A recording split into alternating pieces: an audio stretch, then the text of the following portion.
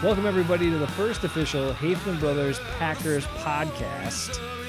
Coming at you now, it's Ben and Jason Hafeman. Some of you know us from our exciting college days where we talked a lot of Packers with Vikings fans. We'll get into that a little bit. But first, I'm going to say hello to Ben on the phone. He's joining me by phone. Hey, how's it going, Ben? It is going great.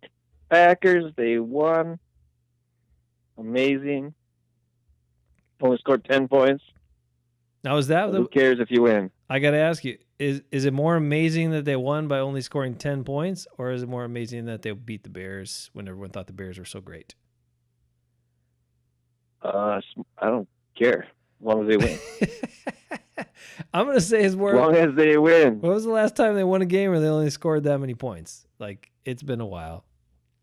I don't know. My memory. Usually they would lose. We don't have the producers feeding us all the stats or whatever, like all these other big shows. But I do remember in the 2010 season they won one game 9-3. It was like an away game. It was right in the middle of that where things were in the balance and they weren't sure what kind of team, if they still had hopes to make the playoffs and all that. And I remember them winning the defense stepped up and they won a game 9-3. But that is the last time I recall the Packers winning a game that was that low scoring where their defense held the team to 3 points. Didn't they hold the Jets scoreless that year? I think they got 1 year.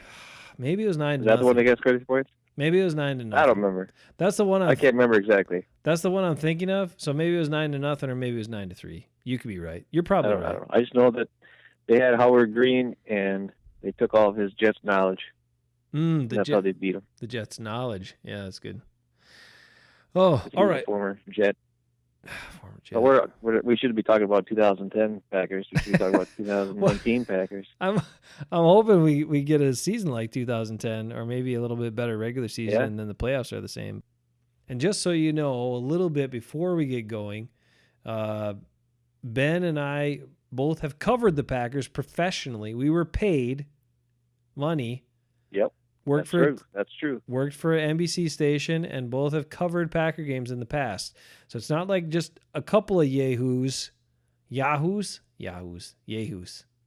don't know. Not like just a couple of yahoos getting on here talking about stuff. We have actually been paid members of the media.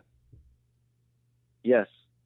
But I do have to admit that when I was in the press box, I cheered for the Packers, which was frowned upon by all the other reporter guys.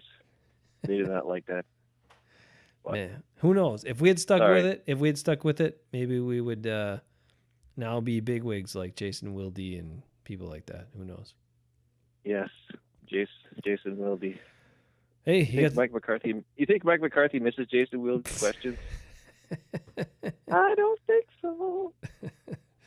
On to the Packer talk. Oh, man. Yep. All right. Rock on. This is the thing. Ben came to watch the first Packer game with me. Came back to Wisconsin because he was tired of being away and having to watch the Vikings. Ugh. Yeah. But I mean, on a Thursday you can watch Packers, but it's not as fun because there's nobody fun to watch Packers with. So we watched that Packers-Bears game, Ben. Other than the 10-3, the finish, what did you think about it? What kind of things in there did you see that you liked? What kind of things in there are you like, oof, man, we got some work to do? The thing that I haven't seen in 2 or 3 years was pressure on the quarterback. I mean, holy cow. The Smiths got pressure. Kenny Clark's did a couple swim moves, got some pressure. We had some blitzes from Amos. We had a blitz from Blake Martinez. Even Savage was blitzing on there. You know, Mike Pettin was throwing all kinds of stuff at him. But even when he wasn't throwing stuff, both of the Smiths were getting pressure off the edge, or sometimes sometimes they landed next to each other and did stunts. That's what happened on the last sack. So, the last couple of years, quarterbacks have been able to sit back there and pick the Packers defense apart. It'd be like 3rd and 9, and we're all just waiting for him to throw the pass to a wide open guy because there's no pressure on the quarterback. Boy, Thursday night, you saw pressure in Mr. Trubisky's face. Now, a lot of that I watched a couple things this week on YouTube, and a lot of the problems where the Bears' offensive line was just god awful. Like there were times where, like Blake Martinez's sack when he came right up through the middle, neither the center nor the left guard or right guard even looked at him. They were both. He was lined up right between them, and the center went to the left, and the right guard went to the right, and they let Blake run right through the middle and smack Mr. Trubisky. So, and that happened quite often where guys were not looking so hot. That's what we like, though. That's good.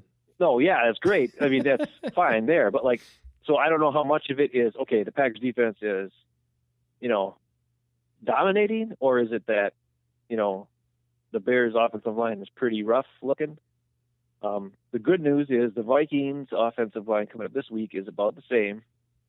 They do have a couple of rookies this year that are a little bit, better than what Vikings had last year. But that's the biggest thing I'd say is the pressure on the quarterback. They made Trubisky throw the ball before he was ready, make decisions that he, had to make a quick decision, and usually he made the wrong decision on a lot of times. So that's the main thing I saw that I liked was that. I think they did okay with run defense, but the Bears kind of got away from running the ball for reasons I don't know why. For the most part, they bottled guys up. It seemed like there was always one or two guys ready to make a tackle. They were kind of swarming and making plays. And the other thing I liked was they didn't over pursue on the fake handoff where the quarterback will keep it or hand it off or whatever it is. And a lot of times when you watch Clay Matthews do it, he would over pursue and then there's a big hole for a guy to run right through. If you watch Preston Smith and Zadarius Smith, both of those guys held their ground and strung the play out. They either forced the runner back to the middle or put the pressure forward so that the runner would have to run a little bit further outside, and then, the corner or whoever it was could come up and make a play on it. Yeah, there's a couple of things you talked about there that I want to kind of reference and follow up on. One is that the tackling. Kevin King said it. A couple other guys in their interviews this week at their locker talked about it after the game and also this week. This is a team now, and their focus is they want everybody going to the ball. They want everybody in on the tackle. And Kevin King made a comment about it. You don't leave your guy hanging out there in a one-on-one situation. You go help. And it seems like that's a change. We haven't seen that in a while. The one thing when you were talking earlier about the Bears' offensive line being bad and, looking how good the pressure was. I mean, 31 pressures officially for the Packers was crazy. Zadarius Smith with 10 by himself. It's just a lot of pressure. It brings back memories of, okay, we had the season opener that I think in 2016 where Mike Daniels looked like he could destroy everybody because the Seahawks offensive line was so terrible. And Mike Daniels is a good player, but then after that initial game where he had 3 sacks, he had a handful of sacks the rest of the year, and it wasn't the same. So you're trying to temper that excitement of how good it looked by saying, well, maybe that there are better offensive lines out there that they're going to face. The one thing I will say is it seemed to me like gap discipline is something that the Packers have lacked on defense for probably 5 years now or more. I mean, actually probably longer. Ever since Colin Kaepernick destroyed them in the playoff game in 2012 or whatever year that was. They over pursue. They got out of position.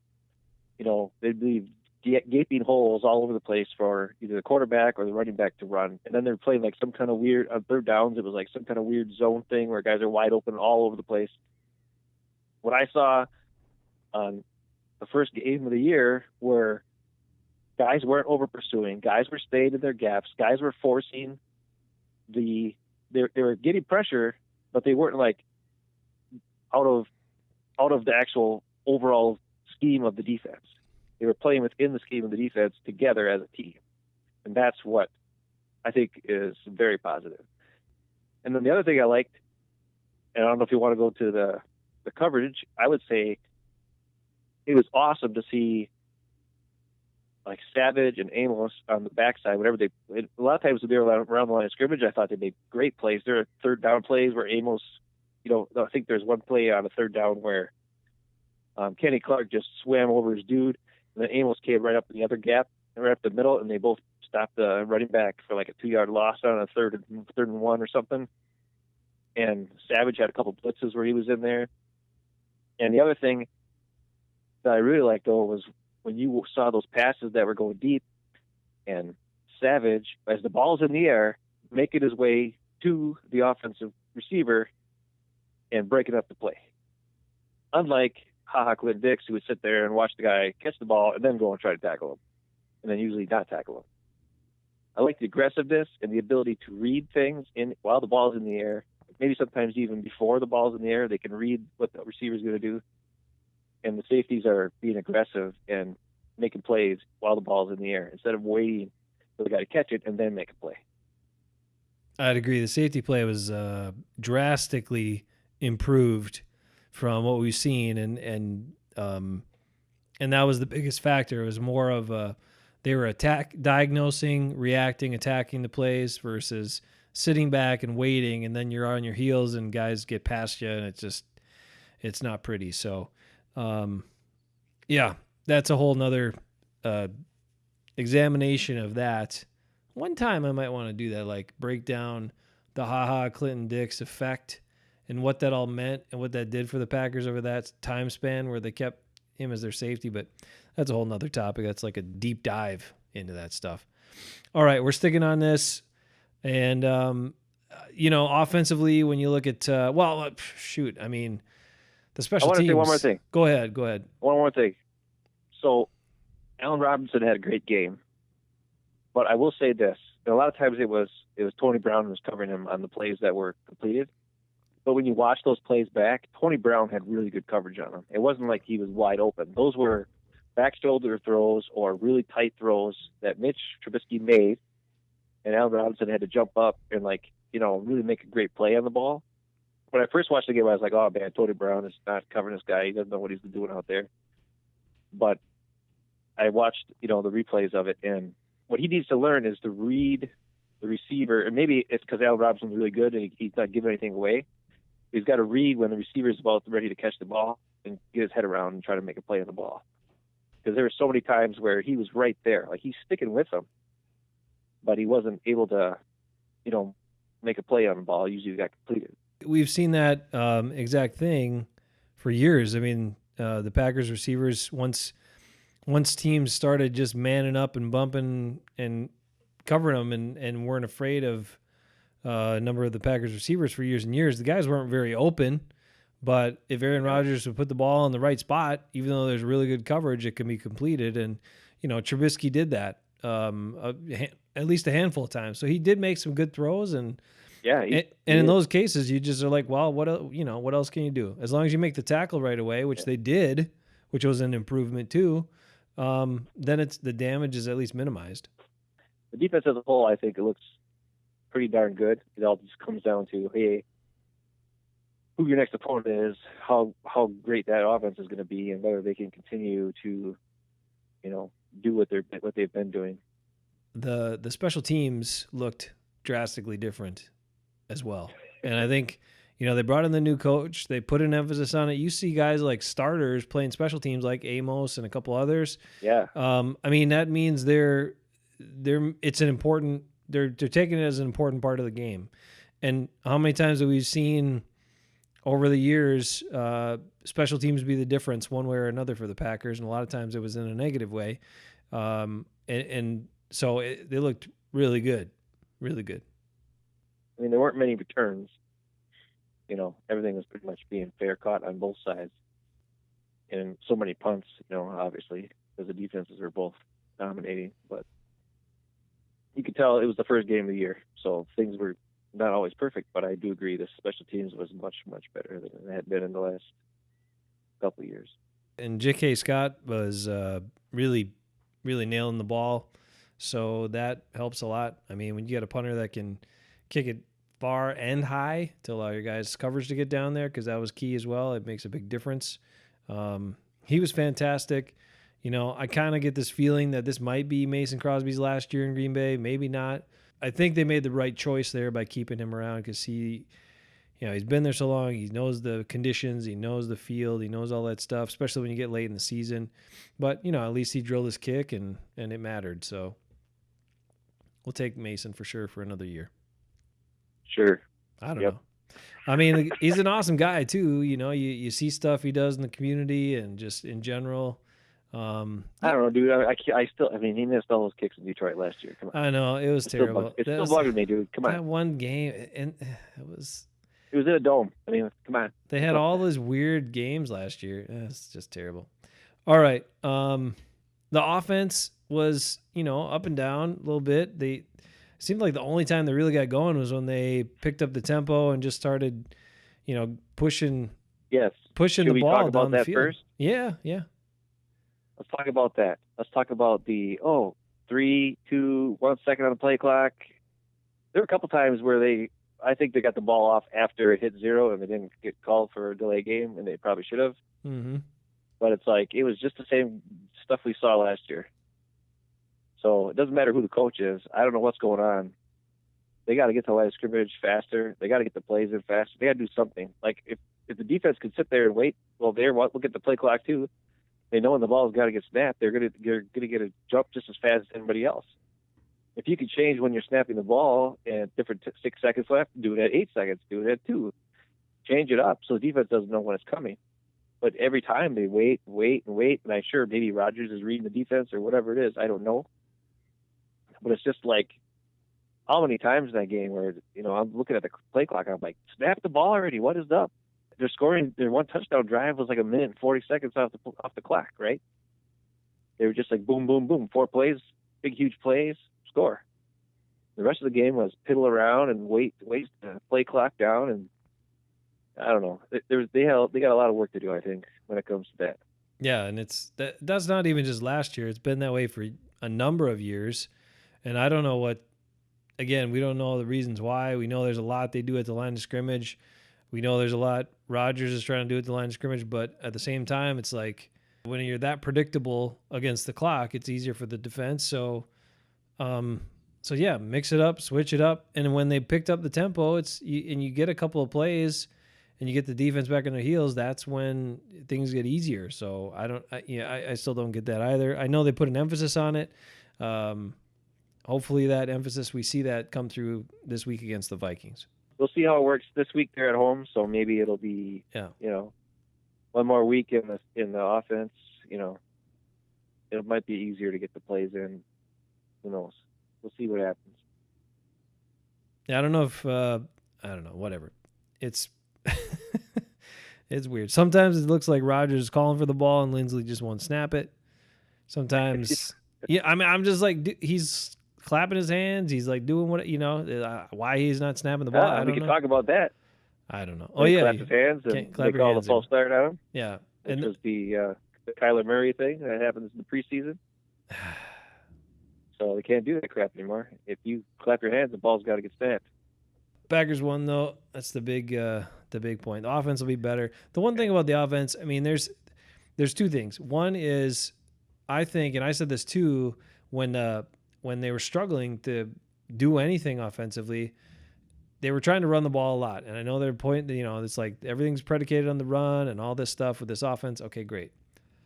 But I didn't understand, even if the run, and I don't know why teams don't do this anyway, because even if the run isn't working, most likely it's not working because the other team is gearing up against the run, like they're defending against the run.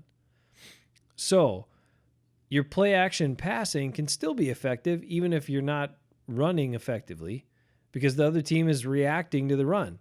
The fact that they weren't doing any play action in those series, they did run, and then an obvious pass. And then when they finally did a play action, that was to hit the big play to Marquez Valdez-Scantling. And it's like, yeah. So guess what? The reason it's not working is because the other team is all over it. They're jumping, reacting to the run. So your play action is still going to work. So if this other crap isn't working, do some play action and see if you can hit one somewhere, because that's the other team is putting an emphasis to stop that run because they know you want to run it. That's one thing. The other thing is you noted this too, and we talked about it. The way they're trying to run the ball is very different from what they've done for a long time with the zone scheme. And there's a lot more pulling. There's a lot more, tight ends are pulling and doing kickout blocks, and receivers are doing different kind of blocking. It doesn't seem like they're close to getting that figured out yet. No. I mean, there's one play where David Bakhtiari pulled, and I don't know who was, there's a defender who was lined up right in front of him, right? And he just pulled and let the guy go, and he probably was supposed to in the play call, but whoever was supposed to pick that guy up didn't, and he just blew the crap out of the play, and Jamal Williams got smacked in the backfield. And I mean, it just seemed like there's a lot of moving parts, and it takes a long time for these runs to develop. And when you're going up against a defensive line like the Bears have, you cannot,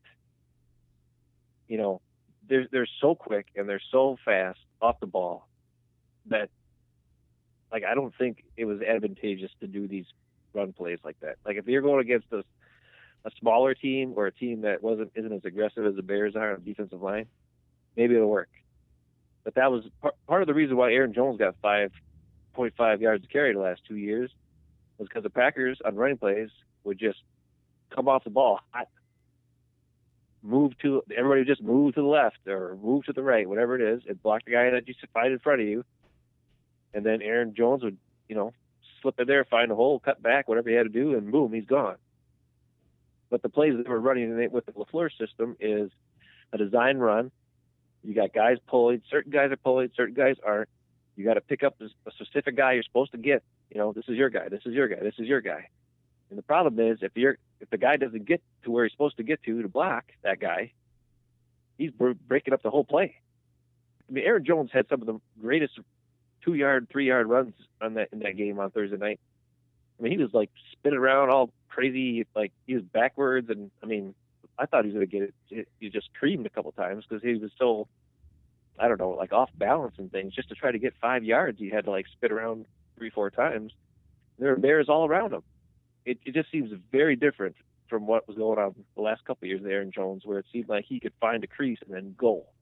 Hopefully something will develop from that. I mean, we watched Derrick Henry have huge runs last year in Tennessee with the Matt LaFleur, running game. But right now with this particular team, it's not happening yet. But they haven't really played a lot yet either together. So hopefully something will come out of this. But I hope is that Matt LaFleur will look at this, and if it's not working, maybe go and look at some film from last year, and as a coach of a team, adjust to what your players can do, which is something that we know for a fact that McCarthy would never do. McCarthy would just call his play. You got to win your one-on-one matchup. That's the way it is. My hope is that LaFleur can do that, where he can, okay, my guys can do this really well, that the other team does this not so well. Let's use that to our advantage and hit them with that as much as we can, as opposed to this is what we do, and we're going to do it no matter what the other team does because we're really good at this. Okay, well, if the other team is really good at stopping that, do something else.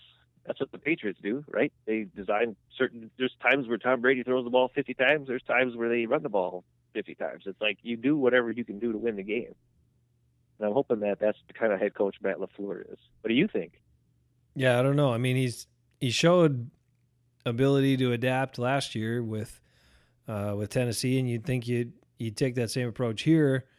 Excuse me there, but I don't like the blocking. The blocking scheme is very different, and that is a huge thing to adjust to for old linemen. I mean, if you're not used to to covering backside for pulling guard or pulling tackle or whatever, is very different because, like you said, you instead of just moving forward and stopping that person's momentum, the defensive lineman's momentum, a lot of times you're covering back, and if that guy's already got momentum across the line of scrimmage, you got to be ready for that force. And if you're not used to that, or it's not one of your strengths, that can blow up the play, like you said, because there's too much penetration. So that is very, very different for many of these guys.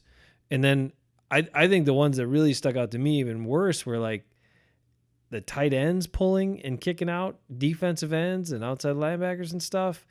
Most tight ends don't do that stuff. So when they're asked even Mercedes Lewis wasn't like he was not holding his blocks very long. Like, I mean, he's supposed to be this big blocker, and it just seemed like he wasn't, there were a couple times where his guy got past him right away and made the play.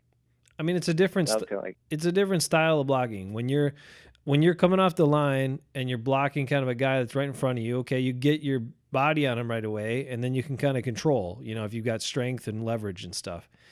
Let's say you're coming off the line, you're blocking a guy in the second level, a linebacker, you already know which way you want to block that guy, so you kind of shade and you set yourself up to get in the way, and then you can kind of drive a little bit, but more so it's about being in the way. When you're like a tight end on the right and you're pulling across the line of scrimmage to do a kickout block on the left, like that's a long pull block to begin with. And then on the same time, that guy who you're blocking is already upfield. If they charge upfield, they're in a different spot than you're expecting them to be. And then that's a bigger guy generally anyway than you're doing most of the time on your blocks as a tight end. And so it's very difficult. Like I don't know how that's going to work with these guys. And again, maybe those adjustments just have to be made, going back to more of a basic zone scheme, which seemed to work very, very well the last few years for these running backs.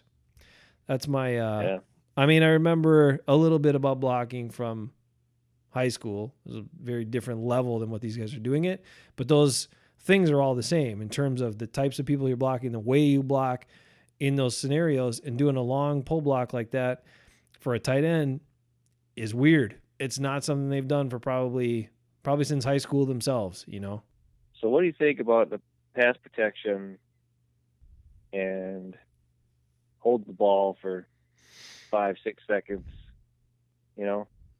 He's still doing it. Rodgers is still doing it. I want to see more, like, where's the slants? You know what I'm saying? Where's the quick pass? There was a couple times where they did it, but not very often. I didn't see too many. Like Aaron Jones had one catch for 1 yard or 0 yards or something. Jamal Williams had one pretty good one, but I'm just looking for catch the ball, get it out of your hands. Scheme the guys open. What I want to see is Aaron Rodgers, because everybody talks about how the comeback from last year, right? He got hurt, came back, they were down, and he picked them apart in the second half and blah blah blah, right? Well, the reason why he picked them apart in the second half was because he couldn't move. He'd get the ball, and the ball came out, and he was passing to the open guy, and he was picking apart the defense, and he was like within the offense, within the scheme of the offense. They came back, scored 24 points or whatever it was, and won the game in the end, right? Yeah, there was a great play where, a double move by Randall Cobb where Rodgers had to move a little bit to the pocket to get it to him, and he took it for, 70 yards or whatever it was, right? Mm-hmm. But the majority of that second half was successful because it was quick plays, or he wasn't hanging on the ball for 25 years. And there were too many times where his sacks, he was holding the ball for 5-6 seconds instead of just getting it out of there. And I don't know if it's guys were getting open, if the play calls were designed to go longer. I don't know. But I want to see that change. I want to see quick hits. I want to see slants. I want to see things. I want to see, where's the Urban Fryer route? Remember the Urban Fryer route? Yep. Where the guy starts at one side, he runs like 1 yard. He runs all the way across the field. I mean, the Bears did it to the Packers. There was a play where Tremont was following the guy all the way across the field. Trubisky hit him, and the guy caught it on the other side and went for tons of yards. Heck, the Packers did in the Super Bowl with Jordy Nelson. There's one of those plays like that. Yep, the drag. It's just a way to get the guy open because they're playing man defense against you. you take two guys on one side of the field and they go deep, and then you take the other guy from the other side and he runs all the way across. There's nobody left to defend, and the corner's trailing him. You get a nice pass to him, wide open, boom, he takes it for 5-6 yards, whatever. And I'm not saying you have to do it all the time, but okay, we can keep running the ball. But to keep the defense honest, sometimes you got to do quick hits too. Those are the things I'm looking for to improve. Get the play going before the play clock hits 0. Let's have some nice plays where you have routes that are combination routes to get guys open. Because if they are getting hammered, let's do some max protection and only have 1 or 2 guys in the pattern, which seems like it wouldn't make any sense. But if the Bears are, or whatever team you're going up against, are putting that much pressure in the box, that means they don't have that many guys in the back to protect the big pass play. So if you could give Rodgers even a little more time, he's gonna tear him apart. And those are things they can adjust, and I'm hoping that we'll see more of that coming in the future here. Well, the reason too those play action passes work so well, and you have so much more time, is not just because you do the run fake, but because there's also usually a run fake to one side or the other, and then off of that, the quarterback rolls out the other way and gets a deeper drop, which puts him back, maybe like 10 yards, but that's that much further for those defensive linemen to go to get to him. And they probably already slowed down a step on the run fake. So then they're shutting it down a little bit, and then they're getting started again. So that's why that works so dang well. And why they don't do that more, I don't know. And why they don't do the short pass game, I do the short pass game all the time. The one thing that concerns me a little bit is we heard for years and years and years and years and years Mike McCarthy say that big plays are one of the fundamentals. They viewed big plays as one of the fundamentals of football. And I was hopeful, you want to hit some big plays when you can, but there is nothing wrong with, if you can be effective and efficient, doing the short passing game and just working your way down the field and scoring touchdowns. There's nothing wrong with it at all. It gives your defense. I mean, that's what Joe Montana did with the 49ers for years. I mean, gives your defense. Brett Favre did that. Right. It gives your defense a break. You get in a rhythm. You wear down the other team. Like, it's all good, right? The one danger is, okay, there's more plays there. There's more chance for a penalty to kind of set you back and throw it out of whack and all that stuff. But if you're good at it, some teams do it, and it's very effective, and it works great. Now, there was definitely a philosophy with McCarthy that the big plays, and I think Aaron Rodgers has shown that he prefers the big plays, and he doesn't. Yeah, he does. He will do it. Like, he's had games where they've done it, and just done the short passing game, rhythmic passing game, and it's worked awesome. But then he wants the big play. And then I also heard Matt LaFleur in a recent press conference, I think it was from early this week, where he talked about, we need explosive plays. So I'm a little concerned that now we have another coach who's going to be really focused on explosive plays, with a quarterback who already prefers the explosive plays. And then we're not taking the easy plays. The Packers, then they're not taking the easy plays and making it easy for themselves, which again would then open up more of the explosive plays. We'll see how that all comes together. I'm hopeful still that they might be adaptable and saying, sometimes let's just hit 5 yard here and 6 yards there and 7 yards there, and maybe go for 10, and then boom, boom, boom, and just keep getting the ball out quick and rhythmic and do it. I don't know. And against the Bears, the question I had the whole time was, where are the pass plays attacking the seam, attacking the safety, who we had played for the Packers for years, who was never around the ball? Why weren't you attacking him? I would be attacking him all game long. Like, run guys up the seam all game long and be throwing it there, because that's a pass that'll get out quick. And once those guys clear the linebackers, Ha-Ha is like 20 yards behind him, just waiting, because that's what he does. So I don't know where that was the whole game, but yeah. Well, he wasn't there on the big MVS pass. Nope. There was no safeties. No safeties are back in that play. I don't know where he was on that one. I tried looking for him sometimes. I don't know. I didn't care. As long as he's not playing for us anymore, I don't I mean, he got the strip fumble, so maybe after that big strip, the fumble that he caused on Rodgers' scramble, maybe he felt good about himself and was like, I don't have to do. I can go back to playing the way I normally play now. I don't know. Maybe who knows? I don't know. I still say the best thing Clinton Dix ever did as a Packer was the jelly bean roulette. He was great at the jelly bean roulette video. That's his highlight as a Packer, in my opinion. That's pretty sad, dude. He got all the good ones. He got all the good. He never got like a booger. No, he got all the good tasting ones. He's like, ha ha ha, and then he would get a good. I mean, it's a great video. That was his best performance as a Packer by far. Yeah, but was he lying? Maybe he got a bad one and lied. No, he got he got popcorn. He got I don't like popcorn. Caramel. He got and there was one other good tasting one that he got, and the guys were like, couldn't believe that he kept getting the good ones, and he just laughed. He was like, ha ha, and then he sat back, and that was his best thing he ever did as a Packer. All right, Vikings, what do you got? I'll say this about, I know Mike Zimmer said he wanted the Vikings to run the ball more. Well, they sure did in their first game. They only threw it 10 times. Thank you. I'm so glad I drafted Kirk Cousins as one of my fantasy quarterbacks. 10 passes. Hey, man, that's what all Zimmer wanted last year. I know. So, and nobody did it. So they got rid of the offensive coordinator because he was like, no, I want to run the ball. And the offensive coordinator kept passing the ball, and he was like, nope, you're out of here.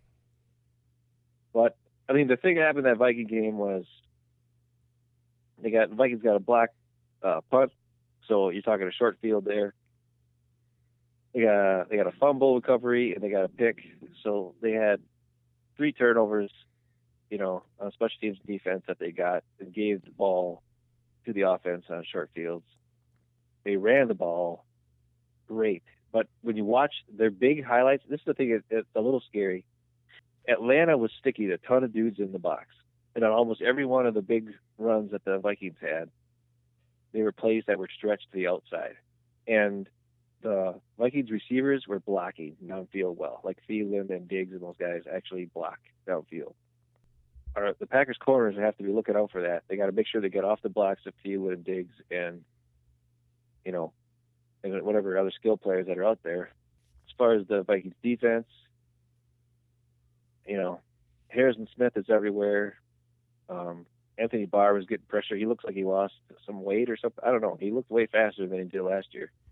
And then their defensive line has got a bunch of fast guys, big, athletic guys. So it's going to be a lot like facing the Bears. They got to just be smart on off. The Packers have to be smart on offense because the Vikings make more plays around the line of scrimmage than they do deep, I think.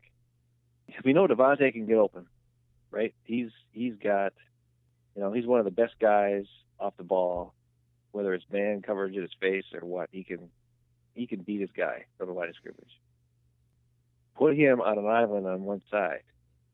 Force the defense to choose. Are you going to put your best corner on Devontae, okay, who's way over here all by himself, or are you going to put somebody over there and then give him some safety help? If the safety is going to cheat over, then Rodgers has matchups on the other side where those guys, they can run route concepts with other players to get guys open. If the safety doesn't cheat over, then Devontae's one-on-one, hit him with a slant or whatever it is, because he's going to get off the line of scrimmage. Those are simple things they can do on first down by using the talents they have. Those are things I'm hoping I see. Just a simple thing like that it turns a first down play. Maybe he gets a 5-yard slant, whatever. Who cares? Then it's 2nd and 5. You can do just about anything on that. What I would like to see is LaFleur find what these guys can do, what their skills are, and utilize their skills. Because that's something that I don't think McCarthy ever did with any of the guys he had on his team. He would just call his offense, run his plays. You beat your guy, boom. Instead of saying, okay, this guy can do this guy can do this guy can do this. I mean, think back all the Packers, all the years we've watched them, right? Remember Dorsey Levens, one of my favorite players. The years with the Packers when they had Edgar Bennett and they had Dorsey Levin. Dorsey was a bigger guy, and Holmgren would run him in a single back set with spread with like 4 receivers and then Dorsey. And they'd use him as a receiver, they used him as a runner, and they knew that if he got past the initial line of scrimmage, because he had all those receivers in there, there's a whole bunch of D-backs, and Dorsey was big enough to run them over and get yards. And because that was his skill. Edgar was what Edgar Bennett played, same time as Dorsey. He was a start. Edgar was a starter, but a lot of times Edgar was in I formation with the fullback in front of him, because Edgar was really good at being patient, waiting for the hole to develop, and then squirting through. Right? He was a squirter guy. He wasn't a big play guy, but he could squirt through holes and do things like that. And those are things that the whole McCarthy time, I don't know if we ever saw, him utilize the skills of individual players. These are things that I'm hoping that the Packers can utilize now with all these different players they have. I mean, you got, like you said, they got MVS super fast, sweet, and he's huge, right? He's a big, tall guy, and he's fast. You got Geronimo, who's kind of shifty and skinny, but he catches a lot of stuff that comes his way. Kumerow, he catches everything. Trevor Davis, he had a couple good plays the other night. He's fast. Let him go crazy. I mean, do what other great teams did. If you had a guy, use his skills for what he's there for, instead of trying to force him into your offense. That's all I'm looking for. Yeah, I mean, it's pretty clear. McCarthy, he said it all the time. He's like, we just need to drill it and train it better and emphasize and blah, blah, blah, instead of adapting him to his players. And that's, I don't know, in my opinion, that's coaching, right? You evaluate what you have and you make the most with it, and that's what a good coach is supposed to do. I think back to several games against the Vikings in recent years where the Packers have struggled offensively, and it's primarily because they could not stop the Vikings pass rush in a number of those games. Now, in the games late in the year that were played in Green Bay, then they did fine because those guys couldn't play on a faster surface. It was a colder, slower surface, and it allowed the Packers offensive linemen to keep them under wraps. But if you think of games that were played in Minnesota, and you think of early season games against the Vikings defense, like this one here, now if it rains and it's sloppy and it's slower surface, okay, they might have a chance to run some deeper pass patterns. But when they tried doing that, most of the time when they struggled, it was because they were trying to, again, they weren't using the short pass game. And against this team, you got to use a short pass game. I mean, I think the Bears showed you that there are some issues with the line, and I think Lane Taylor had a really rough first game, and I don't know how long he's going to be a starter this year. And I think they showed you that there's definitely some issues here, and what's the only way to really combat that is get the ball out. So use that short pass game, and if you ignore it, you're going to be in trouble against this team because they have two good outside rushers. They're going to get a push inside. You got those backers that might come on a blitz. And then you got corners that are going to be physical and hold and grab at times to slow people down. And, and that's how it's going to go. So if they don't use that short pass game, they're going to be in trouble. Amen. Let's do it. Yeah. I don't get it. I mean, think back to 2016. That was the run the table time, and they were playing like garbage, total garbage. And they got things going in the Eagles game because all they pretty much did was a short freaking pass game. Short rhythmic pass game, and it was a thing of beauty. And it was like, yes, the ball's coming out. Receivers are open. They're hitting them in stride. They can do something with the ball after it. Aaron Rodgers isn't getting knocked on his butt all the time. It's like, hey, these are all really good things. Let's do that. I mean, you look at the Patriots. Come on, man. They throw, and even in their first game, 10, 12 receptions to the running backs. Tom Brady doesn't hold the ball very long at all. It's gone because that's how they're set up. And that's so frustrating for the defensive line because they work so hard. And what's the point? Because unless they're like superheroes, they're not going to get there in 2 seconds, 3 seconds. So it's like they start, maybe they don't work as hard throughout the game after that because they're like, well, why should I bother? The ball's coming out. So they play the run, but they're not going to maybe, waste all that energy to try to get past the big offensive lineman guy if he's not going to be able to make a play of the ball because the ball can be gone before he gets there. Sometimes you can just dump it off. There was a couple seasons, Brett Favre dumped it off to Amon Green 75,000 times, and he ran all over the place, and Favre got all those passing yards, even though he only threw it like 2 yards, right? Yep. That was. Rodgers can still get. Look at Drew Brees. Drew Brees doesn't throw the ball downfield. Throws to Alvin Kamara. Throws. You know what I mean? Yep. It's like, come on. You don't have to have a huge play every time. You could still run guys deep to clear the defense, and if somebody breaks open, you want to sling it down there, awesome. But otherwise, dump it off, get the ball out of your hand, and be good. There's been too many injuries, and this team obviously cannot sustain Aaron Rodgers being injured. No. So, I mean, just for preservation and their season and everything, it's you got to play more that way. I understand. He's made these incredible, crazy, amazing plays that you've never seen, whatever, and that's awesome. But they need him to not get hit so much, and if he wants to play another 5 or 10 years now, like he's talking to play till he's like 45, maybe, I don't know.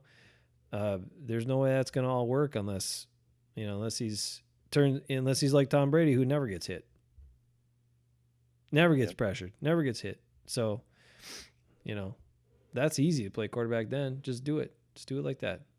Also helps when you have a Badger on your team. You can just dump it off to him, and he does a whole bunch of good stuff. James White. I don't know about that. Man. I know it sounds like we're being kind of negative here, but we're not like super negative. We're just these are things we know have worked in the past and work for the good teams in the league right now.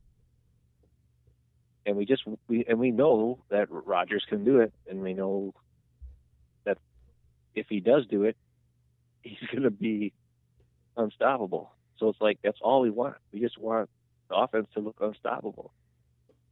And these are simple things that you can do instead of trying to make every play a home run ball.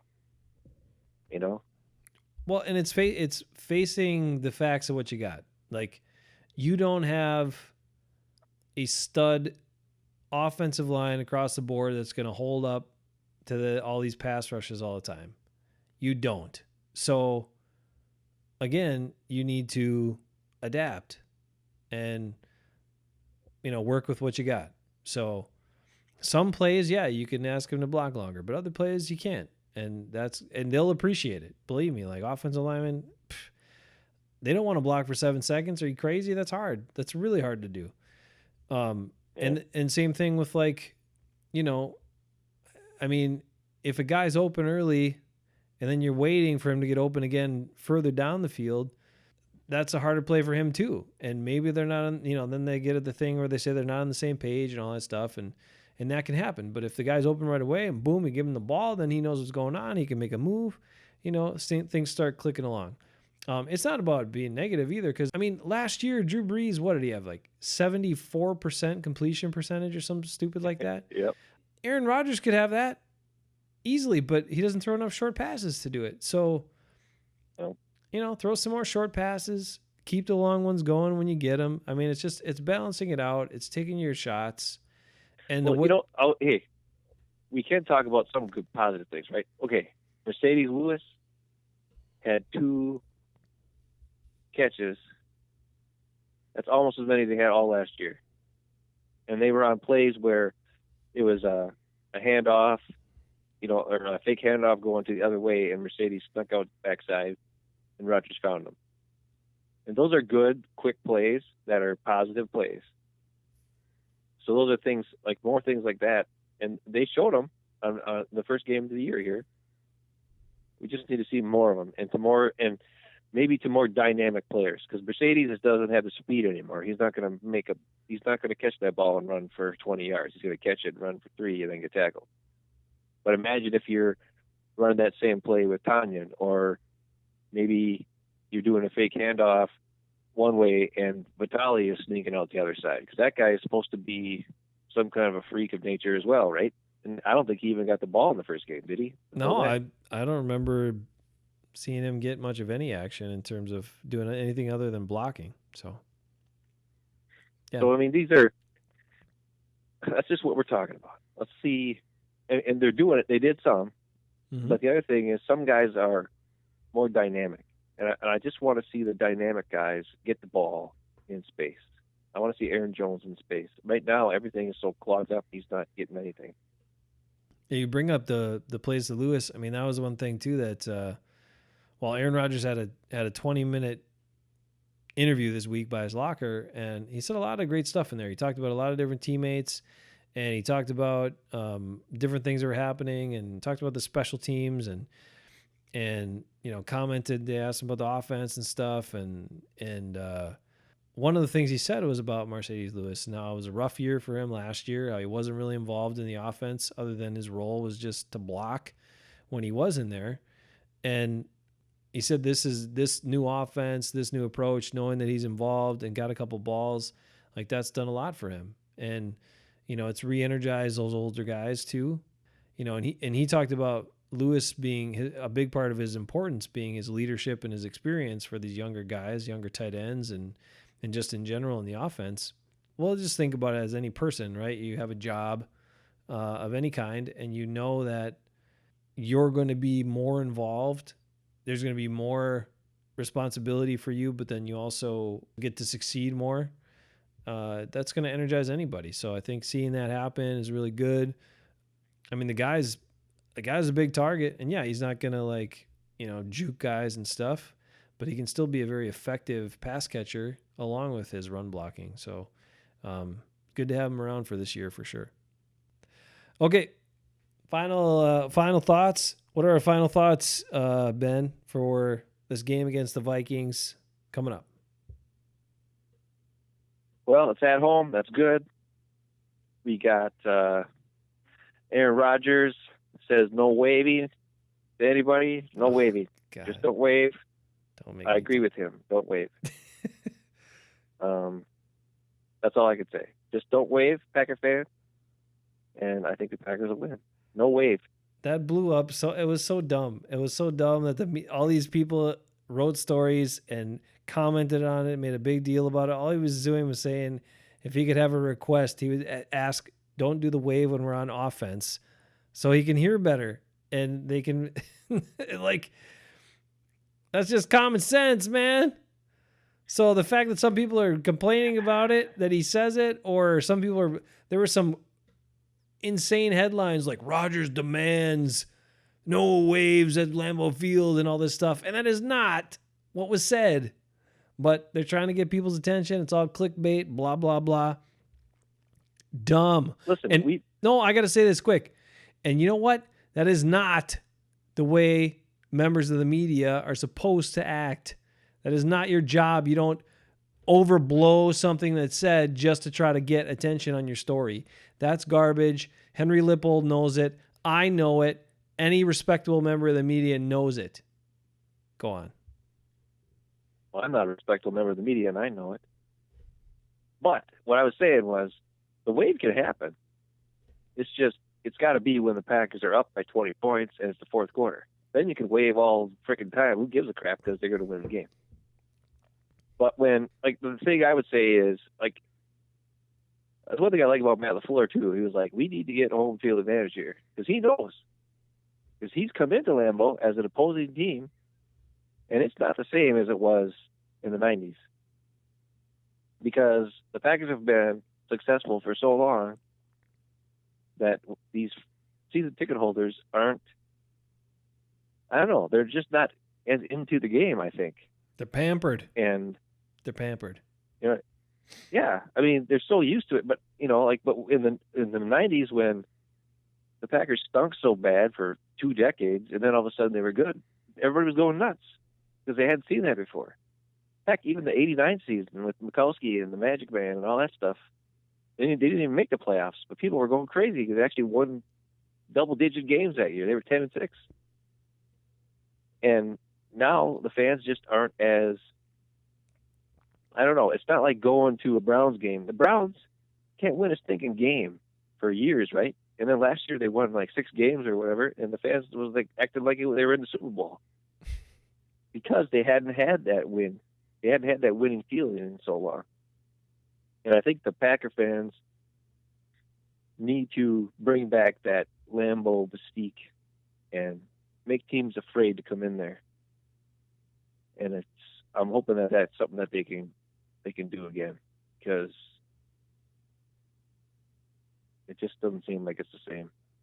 So that's what I would like to see. I would like to see the Packer fans do an excellent job this weekend. The Packers are on defense. You so loud that Kirk Cousins can't even figure out what's going on out there. And when the Packers are on offense, listen and watch the maestro Aaron Rodgers. Don't wave at anybody. That's it. Well, Aaron Rodgers has lobbied for lower beer prices at Lambeau, which could help. Oh, as well. Maybe it wouldn't help with the wave part, but it could help people be louder, at least when they're supposed to be. Yeah. And that's rowdy. That's the same Aaron Rodgers who, for you people that were complaining that he doesn't want you to do the wave and is trying to tell you not to, asking you to not do the wave when they're on offense as a request. He's also trying to get you lower beer prices. So why don't you just relax and get off the guy's back? Sorry. Got to say it. All right, brother Ben, until next time, may the Packers win, and we'll see you next week. Yep. See ya.